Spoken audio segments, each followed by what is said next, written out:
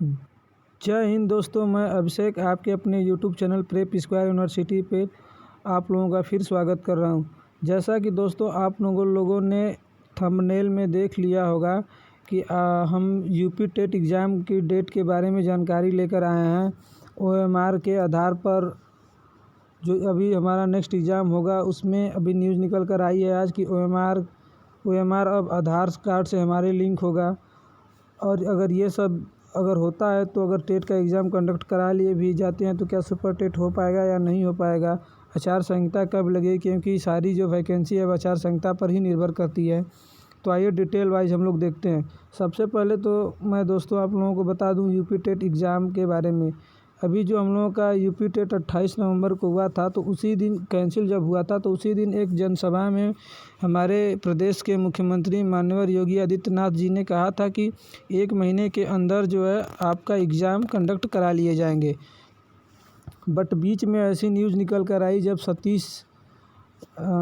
बीच में न्यूज़ निकल कर आई कि जब वहाँ पीएनपी के जो सचिव हैं उनको हटा दिया गया और नए सचिव को जब लाया गया तो वहाँ से एक खबर निकल कर आई कि 1 महीने के अंदर टेट का एग्ज़ाम करा पाना मुश्किल है। तो अभी बीच में न्यूज़ निकल कर आ रही थी कि ये एग्ज़ाम जो है जनवरी के लास्ट तक जाएगा।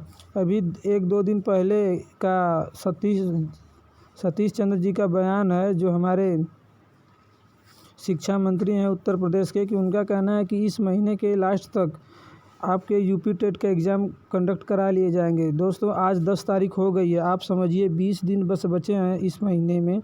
तो क्या ऐसा हो सकता है इस 20 दिनों में नया एग्ज़ाम सेंटर बनाना है, पेपर भी छपवाने हैं, और उसके बाद अभी न्यूज़ निकल कर आ रही है कि ओएमआर पर के अब आधार से होगा लिंक। ये सब कराने में, नया रोल नंबर बनाने में भी बहुत सारे टाइम लग जाएंगे। तो क्या सुपर टेट होगा, कब आचार संहिता लग जाएगी उसके पहले।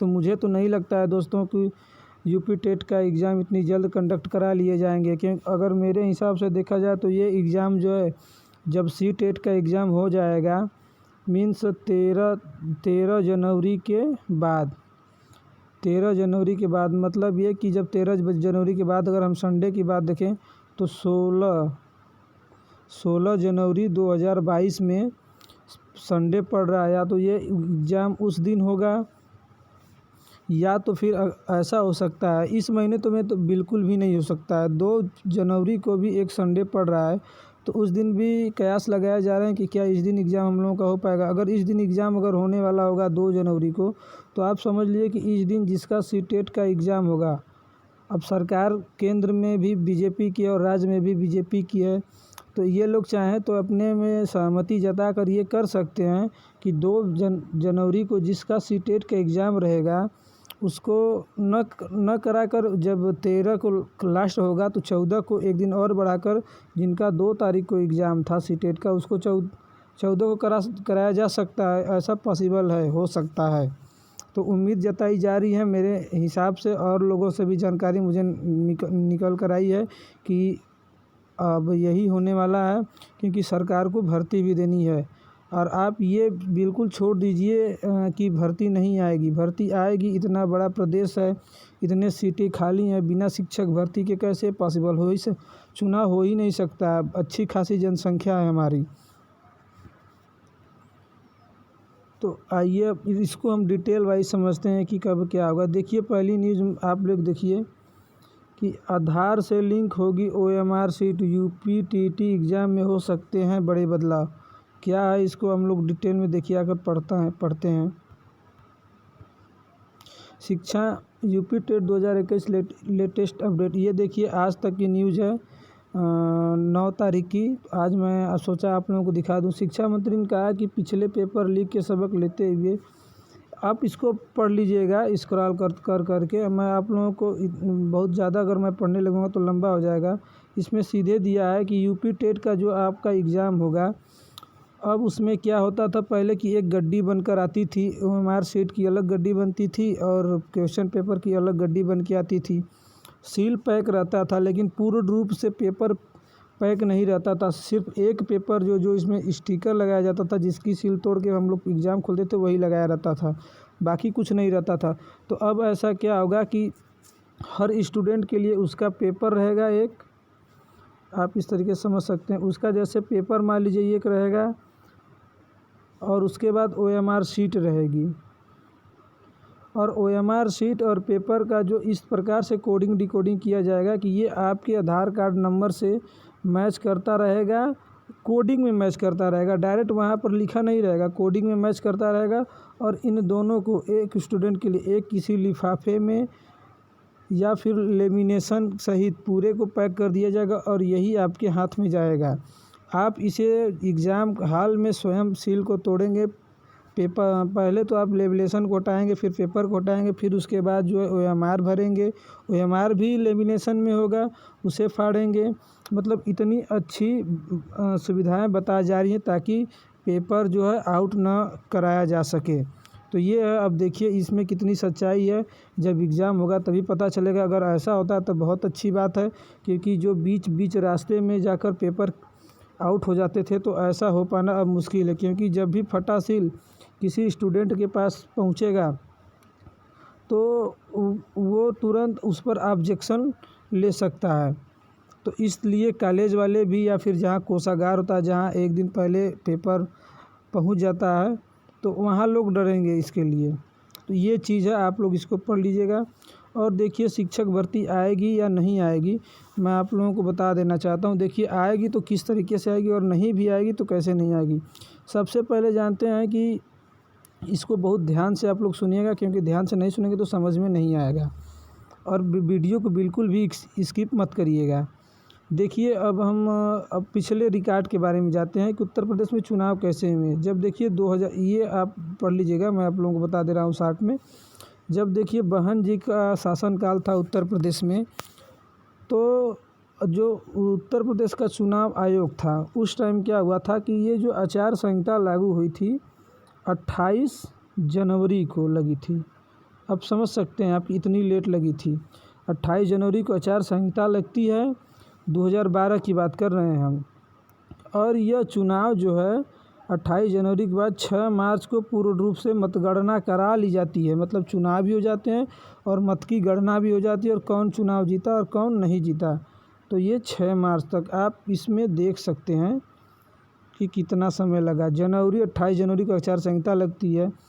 तो जनवरी तो अब छोड़ दीजिए, क्योंकि 2-3 दिन बचे हैं, इसमें तो कुछ मतलब नहीं निकल जाएगा। फरवरी और 6 मार्च, मतलब 1 महीने आप लगभग मान सकते हैं 40 दिनों में 40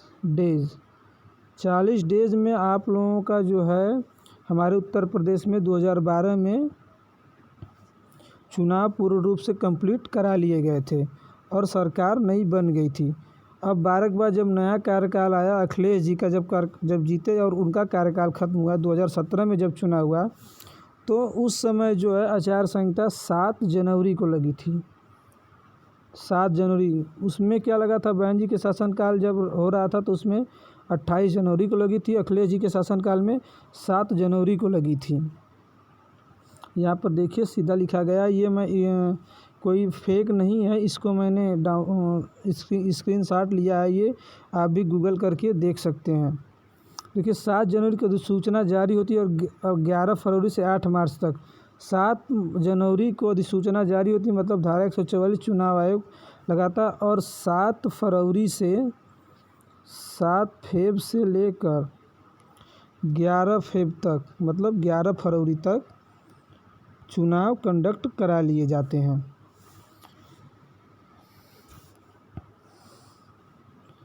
नहीं सॉरी, मैं बता रहा हूँ 7 जनवरी को लगता है, उसके बाद 11 फरवरी से 8 मार्च तक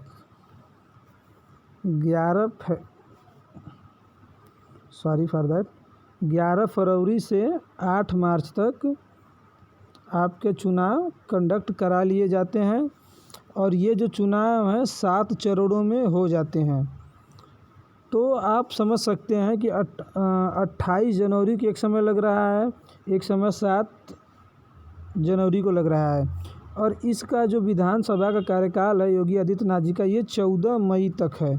तो आप अनुमान लगा सकते हैं कि 3 महीने से कम समय में भी 2 महीने में भी चुनाव आराम से कराए जा सकते हैं। इस हिसाब से 14 मई को इनका कार्यकाल ख़त्म हो रहा है, तो इसके पहले चुनाव आयोग चाहेगा कि चुनाव हम लोग करवा लें उत्तर प्रदेश में। तो अगर आप देख सकते हैं, अगर जनवरी लास्ट में अगर आचार संहिता लगती है, तो आप समझ लीजिए कि जनवरी छोड़ दीजिए, फिर फेब और मार्च, इन 2 महीने कंप्लीट में 2 महीने पूरे, फेब और मार्च 2 महीने पूरे अगर ले लिया जाए तो इसमें भी चुनाव कराए जा सकते हैं। और क्योंकि इनका 14 मई को कार्यकाल भी पूरा हो रहा है, तो 2 महीने में आराम से चुनाव कराए जा सकते हैं। तो इस हिसाब से तो मुझे मेरे हिसाब से लग रहा है कि जब भी आचार संहिता लगेगी वो कम से कम 15 जनवरी के बाद ही लगेगी। और 15 जनवरी का मतलब जानते हैं, आप समझ सकते हैं कि अगर 2 फरवरी को आपका एग्ज़ाम हो जा रहा है टेट का, 2 जनवरी को टेट का अगर एग्ज़ाम हो जा रहा है आप लोगों का, 3 जनवरी 4 जनवरी 5 जनवरी जो भी हो, सरकार अधिसूचना जारी कर देगी, विज्ञापन जारी कर देगी कि इस दिन से आपकी वैकेंसी आएगी। अगर 2 जनवरी को आपका अगर एग्ज़ाम हो जा रहा है, 3-4 जो भी अधिसूचना सुपर टेट के लिए जारी कर देगी, तो बाद में आचार संहिता लग भी जाएगी तो आपका एग्ज़ाम कंडक्ट कराए जाएंगे, भले से चुनाव होते रहें उस समय। तो अगर 2 जनवरी को हो जाता है तो लगभग अगर देखा जाए तो 1 महीने 2 फरवरी तक आपका रिज़ल्ट भी आ जाएगा और सुपर टेट भी उसी समय फार्म भरते रहेंगे। जो पहले से पास है वो पहले से ही भर देंगे और थोड़ा सा टाइम इस समय तक दे दिया जाएगा जब तक रिज़ल्ट ना आए। और जो पास होंगे नए टेट अभ्यर्थी वो भी फार्म भर सकते हैं। तो इस हिसाब से देखा जाए तो मेरे हिसाब से वैकेंसी आएगी। आप लोग तैयारी में लगे रहिए। आप लोगों को जानकारी अगर अच्छी लगी हो तो प्लीज़ शेयर करें, पॉजिटिव सोच बनाए रखें, क्योंकि पॉजिटिव सोच बनाए रखेंगे तभी हमारे अंदर ऊर्जा आएगी। तो ठीक है, तब तक के लिए जय हिंद, नमस्कार।